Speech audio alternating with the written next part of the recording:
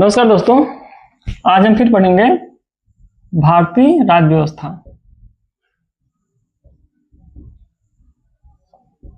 ठीक, आज हम पढ़ेंगे भारतीय राज्य व्यवस्था।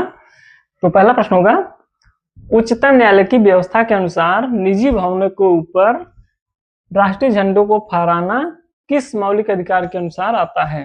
तो अनुच्छेद 19(1)(a) के तहत निजी भवनों के ऊपर राष्ट्रीय झंडे को फहराना आता है। अगला प्रश्न है, भारतीय संविधान में संशोधन करके शिक्षा का अधिकार कब जोड़ा गया था?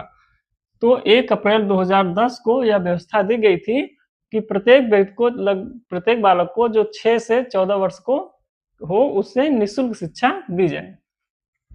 अगला प्रश्न है, भारत के संविधान का कौन सा अनुच्छेद प्रेस की स्वतंत्रता से संबंधित है? तो अनुच्छेद 19 प्रेस की स्वतंत्रता से संबंधित है। अगला प्रश्न है, किस संवैधानिक उपचारों को पोस्टमार्टम भी कहा जाता है? तो अधिकार परीक्षा को पोस्टमार्टम भी कहा जाता है। अगला प्रश्न है, किसको संविधान द्वारा मौलिक अधिकारों को लागू करने की शक्ति दी गई है? तो सर्वोच्च न्यायालय एवं उच्च न्यायालय को यह शक्ति दी गई है। अगला प्रश्न है, कल्याणकारी राज्य की संकल्पना का समावेश भारत के संविधान में वर्णित है।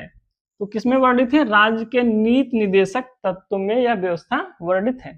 अगला प्रश्न है, कौन सा अनुच्छेद पंचायत के गठन के लिए राज्य सरकारों को निर्देश देता है? तो अनुच्छेद 40 के तहत राज्य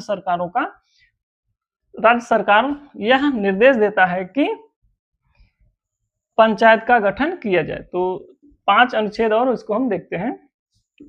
ग्राम पंचायत का गठन अनुच्छेद 40 के तहत होता है, जो कि हमने पहले बताया।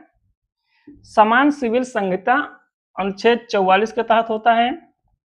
कृषि एवं पशुपालन का संगठन अनुच्छेद 48 के तहत होता है। न्यायपालिका एवं कार्यपालिका की शक्तियों का पृथक्करण अनुच्छेद 50 के तहत होता है। और अंतरराष्ट्रीय शांति का संगठन या विकास अनुच्छेद 51 के तहत होता है।